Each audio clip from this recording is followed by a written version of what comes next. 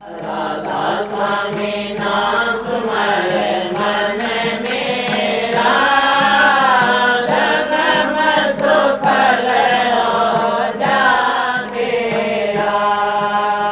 राधा स्वामी नाम सुमर मन मेरा, जन्म सुफल हो जागेरा। स्वामी राधा स्वामी दयाल की दया, राधा स्वामी सहाय, राधा स्वामी। प्यारी साध संगत जियों, बुजुर्गों, माताओं, भाइयों, बहनों, जितने भी आप सत्संग लाभ के लिए उपस्थित हुए हो, शांति से बैठ के सत्संग श्रवण करो, लाभ उठाओ।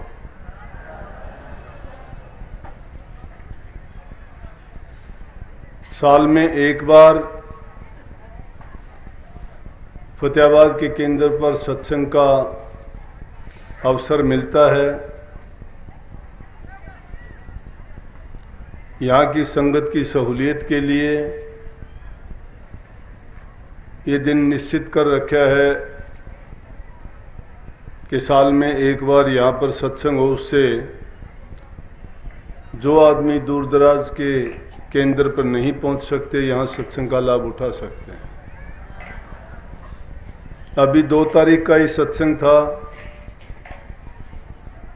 सालाना भंडारा था वो भी, लेकिन देखा गया कि इस साइड की संगत वहाँ नहीं पहुंच पाई,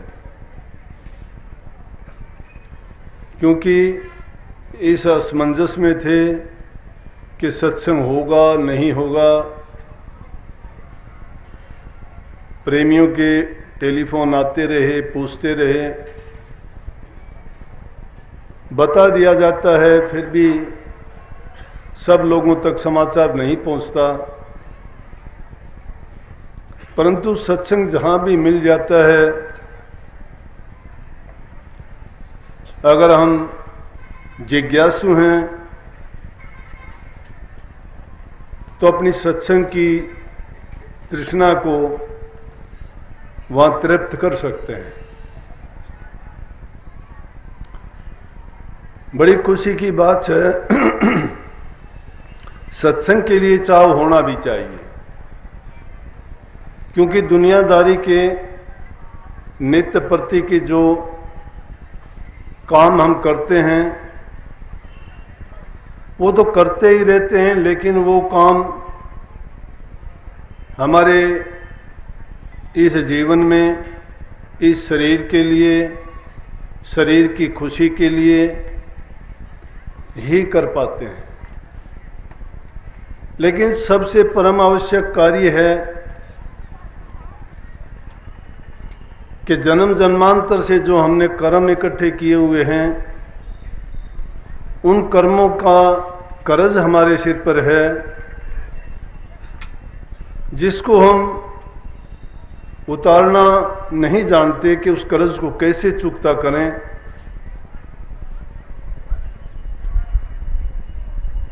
सत्संग रूह के लिए काम करता है, उस कर्ज से हमें स्वतंत्र कराता है और फिर इस संसार में दुखों में, माया और काल के चक्कर में नहीं आने देता।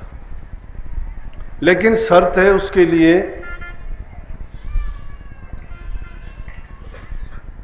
जैसे कबीर साहब ने कहा है कि जाऊं जाऊं सब कहें मोहे अंदेशा और, सतगुरु के चीने बिना जाओगे किस ठोर। जाने जाने की तो सब आवाज लगाते हैं, भक्ति का दम भरते हैं, नाम का ढिंढोरा पीटते हैं, ध्यान सिमरन भजन का भी नाम जिक्र लेते हैं, खूब करते हैं। लेकिन अंदेशे वाली बात यह है कि जब तक पूर्ण सतगुरु नहीं मिलता तो उस ठिकाने पर पहुंचने का काम बड़ा कठिन है। लेकिन जब पूर्ण सतगुरु मिल जाता है नाम का भेद उसको समझा देते हैं। दुनियादारी के झमेले की रीत में जो फंसे हुए थे उनसे हम बरी करवा देते हैं, और सत्य के रास्ते पर चलना जब हम सीख जाते हैं तो धीरे धीरे वो दुनियादारी के बंधन कम होते चले जाते हैं और हमें वो सदा के लिए जो सुख मिलना चाहिए वो मिलता है। ये रूह को शांति मिलती है। जो दुखी है आज से नहीं सदियों से। कहने को हम कहते हैं, कुछ भी कहते हैं, कोई पुस्तक की लेखी कहते हैं, कोई किसी की सुनी हुई कहते हैं, कोई किसी की बात को इधर उधर से सीख के कह देते हैं, लेकिन वो ज्ञान अधूरा है। जो वास्तविक ज्ञान है वो हमारे अंदर में ही है, बाहर कहीं नहीं है। और उस वास्तविक ज्ञान को ग्रहण कैसे किया जाएगा, उसके लिए सतगुरु ने हमें ज्ञान दिया है। सतगुरु ने जो हमें भेद बताया है, उपदेश के द्वारा, नाम के द्वारा समय समय पर चेताते रहते हैं, और जो अभ्यास करने वाले हैं उनको अंतर में सतगुरु दर्शन देके सौपन की अवस्था में, ध्यान में शिष्य की मदद करते हैं। अगर वो भटक जाते हैं तो उनको रास्ते पर लाने के लिए या बिना कुछ उनको बताए, बिना उसकी तरफ इशारा किए, सत्संग के माध्यम से ही, उपदेश के माध्यम से जीवों को चेता देते हैं। इसीलिए जब सत्संग सुनते हैं और सत्संग के बाद जब सत्संगियों से सुनते हैं तो काफी लोग आके कहते हैं ये सत्संग तो मेरे ऊपर दिया गया था, या ये बातें मेरे लिए कही गई थी। लेकिन प्रेमियों, एक के लिए नहीं होती। सत्संग कहते भी उसी को हैं कि जितनी भी संगत आई हुई होती है और जिस जिस जीव की जो जो जिज्ञासा है या उसके दिल में जो भी भरम है, उस सत्संग में जिज्ञासा पूरी हो जाती है, भरम उसके निकल जाते हैं और खोजी को रास्ता मिल जाता है। सच्चे खोजी जब बन के चलोगे तो आपके लिए वही उपदेश, वही सत्संग दीपक का काम करेगा, ज्ञान का काम करेगा और रास्ता दिखाता है, आपके अंधकार को मिटाता है। अंधकार कब मिटता है? जब हम उसे लेने के लिए तैयार होते हैं। लेकिन झूठी मान बढ़ाई, इस जीव को दो चीज बहुत प्यारी लगती हैं, अगर उन दो चीजों से बच जाए तो ज्ञान सहज में हो जाता है। आदमी को अभिमान हो जाता है, वो अहंकार में आ जाता है। जब अहंकार आता है या अभिमान जिसको हो जाता है, चाहे वो कितना भी ऊंचा क्यों न चढ़ा हुआ, गिरते हुए देर नहीं लगती। अभी कबीर साहब की वाणी थी और उस वाणी में क्या कहा, कितनी अच्छी बात चेतावनी की है। उसमें चेतावनी क्या है कि जो अभिमानी जीव है उनका अभिमान तोड़ने के लिए, अहंकारियों का अहंकार मिटाने के लिए और सच्चे रास्ते पर चलाने के लिए उनको ये कहते हैं कि अगर तुम्हें सच्चे रास्ते पर चलना है तो मैं कुछ लोगों की बात बताऊंगा, उस रास्ते को तुम भी अपना के उन्हीं की नाई, उन्हीं की भांति काम करते हुए तुम अपने लक्ष्य को प्राप्त कर सको। अगर हम झूठी बातें बनाते हैं तो कबीर साहब उसको कहते हैं कि बात बनाई जग ठगया, मन प्रमोद्या ना, कहे कबीर ले गया ये मन 184 मां। कि हम बात बनाते हैं, बात क्यों बनाते हैं? दूसरों को दिखाने के लिए। दिखाना किस लिए चाहते हैं? कि हमें मान बढ़ाई, इज्जत मिले। और ये मान बढ़ाई जब किसी को मिलनी शुरू हो जाती है तो संतों ने तो ये कहा है कि भक्ति के रास्ते में सबसे बड़ी बाधा यही है। अगर भक्ति के रास्ते में तुम कामयाबी चाहते हो तो बचो इस बीमारी से। जब तुम्हें कुछ कहा जाता है, जब तुम्हें इज्जत मान मिलना शुरू हो जाता है, या जब ऐसी चीज़ें तुम्हारे पास फटकने भी शुरू हो जाती हैं, तो समझो कि हमारी गिरावट का समय आ गया है। उन चीज़ों की ओर हमें तवज्जो ना देके जो हमें मान इज्जत मिलता है वो गुरु को ही मानना चाहिए, क्योंकि ये दौलत हमें कहाँ से मिली है? गुरु से मिली है। गुरु अगर हमें ज्ञान नहीं देता तो हम तो बहे जाते थे दुनियादारी के झमेले में और बचना बड़ा कठिन था। लेकिन गुरु महाराज ने हम पर कृपा बख्शी, दया करके मौज फरमाई, वो ज्ञान दिया, भेद दिया, भले और बुरे का अंतर समझाया, रूह के लिए जो काम करना चाहिए था उस काम करने के लिए हमें प्रेरित किया, रास्ता दिखाया। तो गुरु से बढ़ के हमारे लिए कोई नहीं हो सकता। इसीलिए तो सहजो भाई ने इस बात को बहुत स्पष्ट शब्दों में गुरु और परमात्मा की तुलना करते हुए कह दिया कि मुझे परमात्मा से कोई लेना देना नहीं है, मुझे तो जो कुछ मिला है गुरु से मिला है। परमात्मा का हमारे ऊपर कोई एहसान नहीं है, क्योंकि परमात्मा ने निश्चित रूप से पैदा कर दिया हमें, कोई शक नहीं है। सब कुछ उसने बख्शा है, इसमें भी कोई शक नहीं है। लेकिन उसने हमारे साथ धोखा क्या किया कि सब कुछ करने के बाद भी अपने आप को छिपा के बैठ गया। वो हमें दिखाई नहीं देता है, दुख दर्द में हमारी बात नहीं पूछता है, सुख के समय हम गाफिल वैसे ही होते हैं। लेकिन एक गुरु का दर ऐसा है कि सुख में, दुख में, भले में, बुरे में, और जब कभी भी आवश्यकता होती है तो गुरु हमारी संभाल करता है। जिस हालत में भी जहां हम उसको देखना चाहेंगे, स्थूल रूप में देखना चाहो तो देह रूप में वो विराजमान है। अगर आप अभ्यासी हो और अंतर में आपने प्रवेश कर लिया है गुरु के बताए मार्ग पर चल के, तो आपको नूरी गुरु हमेशा अंतर में दर्शन देके आपकी जो भी इच्छा है वो सब पूर्ति करते रहते हैं। लेकिन दुनियादारी के लोगों की तो इच्छाएं होती क्या है? दुनियादारी की चीजें ही होती हैं, स्वार्थ से बाहर नहीं निकल पाते। हम मांगने के लिए हमारे पास होता ही क्या है? क्योंकि हमारी चाह सिर्फ शरीर तक है, इंद्रियों के सुख तक, सुखों की है।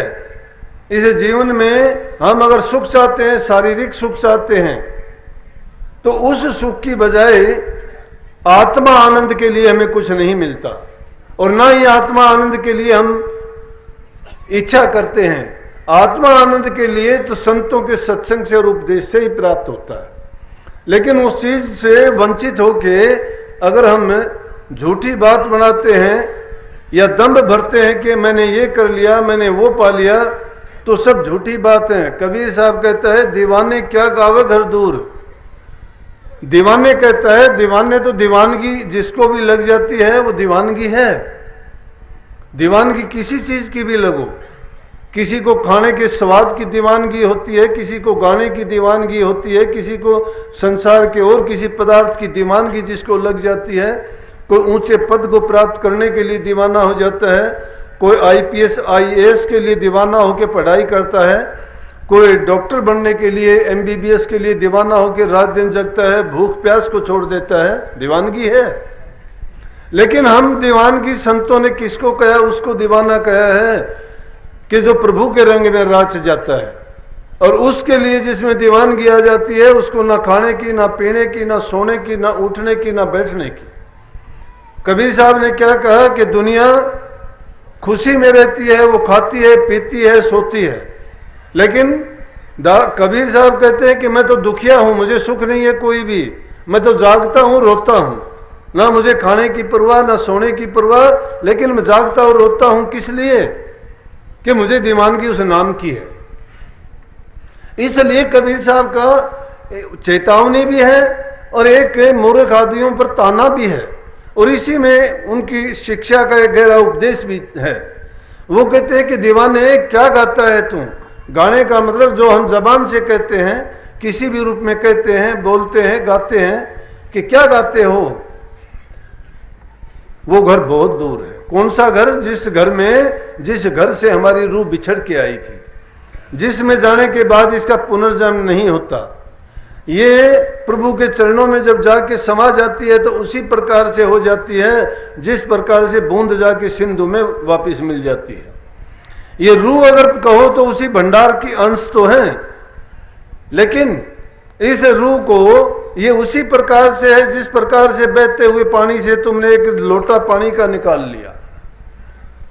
पानी चाहे दरिया का है चाहे नदी का है, उसमें से निकलने के बाद में वो नदी और दरिया का पानी नहीं है। पानी को अलग से अहंकार हो गया कि मैं लोटे का पानी हूं, मैं कुएं का पानी हूं या बाल्टी और टोकनी का पानी हूं। पानी तो वही पानी है, उसका अंशी तो वही था, लेकिन क्योंकि उससे अलग होने के बाद अलग अस्तित्व मान के उसको एक अलग से ही अभिमान हुआ कि मैं उस चीज का पानी हूं। लेकिन उसी को अगर उसके में वापिस मिला जाते हैं तो उसको ढूंढने से भी वापिस नहीं मिलता है। इसी प्रकार से ये रूह भी वहां से बिछुड़ने के बाद इस माया के देश में आके अपने कर्म करीने से ये इसी प्रकार से इसको ये अहंकार हो गया, ये अपने आप को अलग से मानती है। और उसके लिए उन्होंने कहा कि हम तो ऐसे दीवाने भी नहीं हैं कि जिनको हम दीवाने कहीं जाओ। उन दीवानों के घर अगर पूछोगे जिन्होंने प्रभु के नाम के लिए दीवानगी लगाई, इसी में पूरी आध्यात्मिकता छिपी हुई है, इसी में करनी करने का तरीका भी छिपा हुआ है। और उसमें सबसे पहले किसका नाम ले दिया? गोपीचंद का नाम मैं लेके कहता हूं। उस शब्द में तो कोई भी रहा होगा, पहली जो बात कही इसमें आगे पीछे की कोई बात नहीं। वो कहते गोपीचंद भरथरी राजा सिर में डारी धूल। उस गोपीचंद को खुद को दीवानगी नहीं थी, उसकी मां ने दीवानगी दिला दी।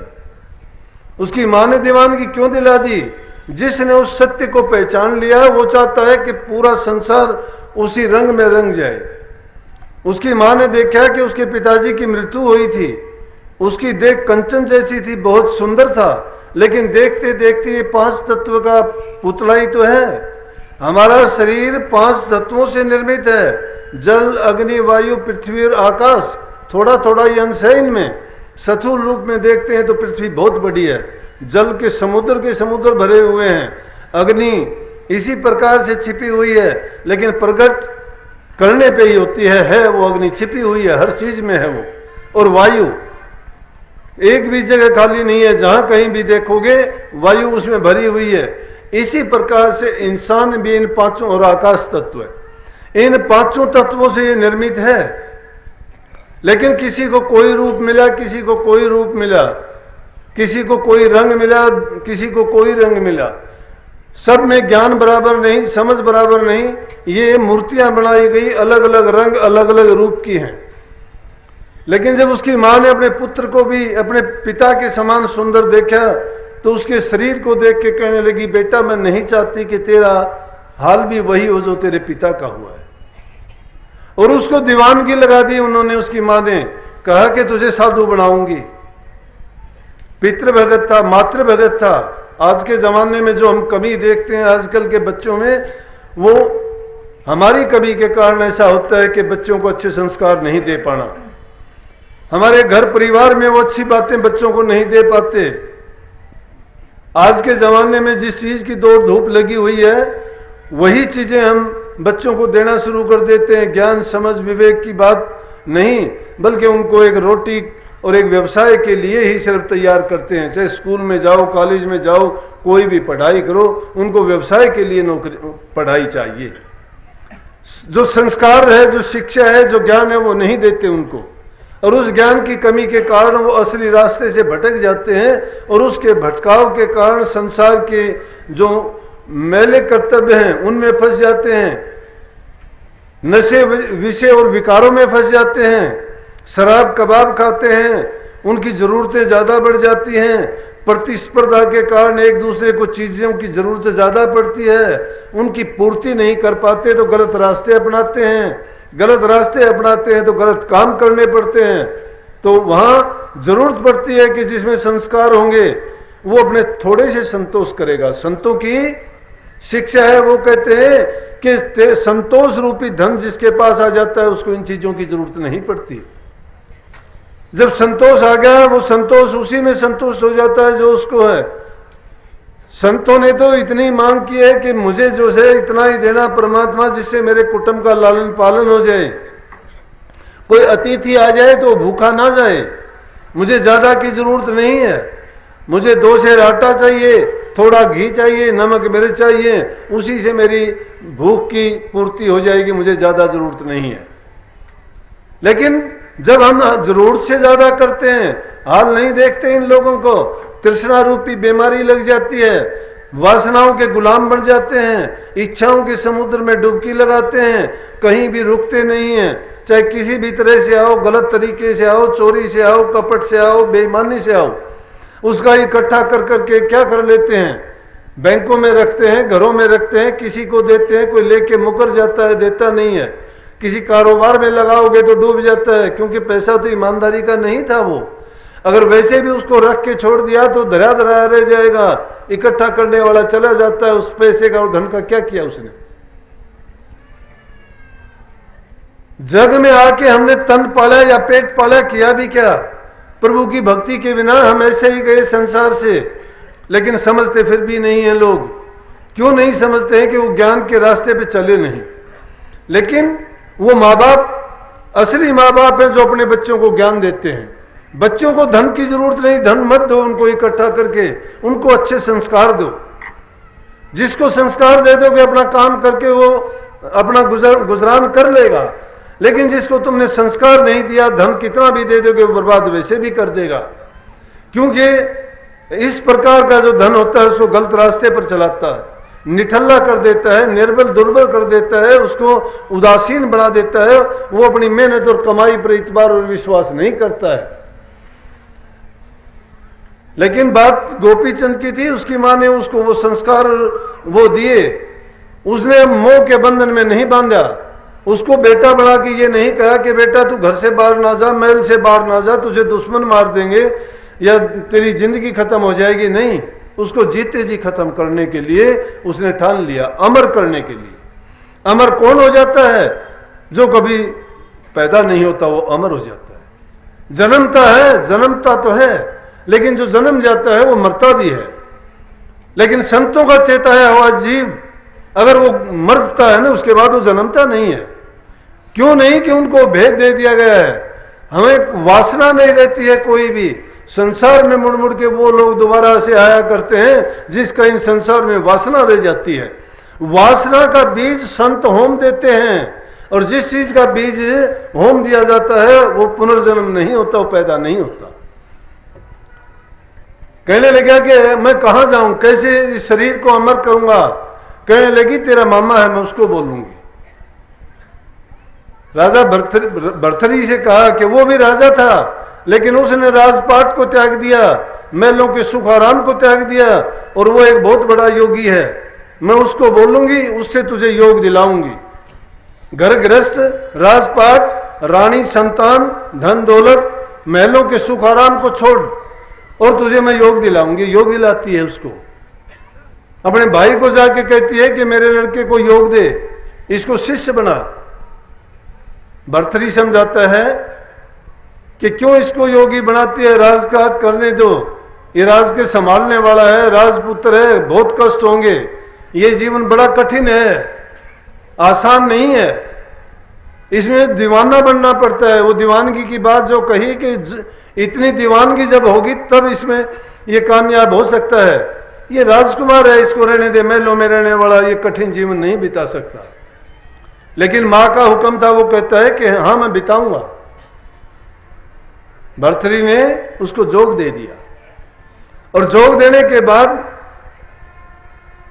जब उसने सब चीजों का त्याग कर दिया, रूखी सूखी रोटियां खाता है, तन पर कपड़ा नहीं है, पूरी साधना करता है, भूख प्यास की उसको कोई भी जरूरत नहीं, कोई चाह नहीं, कोई इच्छा नहीं, सब चीजों से वो अपने आप को अलग करके, स्वतंत्र करके, और मस्त हालत में जब हो जाता है तो उसका मामा कहता है कि चलो देखता हूं तू योगी हुआ है कि नहीं, कि तू उसी राज में जा जहां तू राज करता था, और वहां से भीख लेके आ। अब भीख लेने के लिए जाता है, थोड़े दिन योग लिए हुए थे, जिसके पास जाता है सब जानते हैं, हमारा राजा था, राजकुमार था,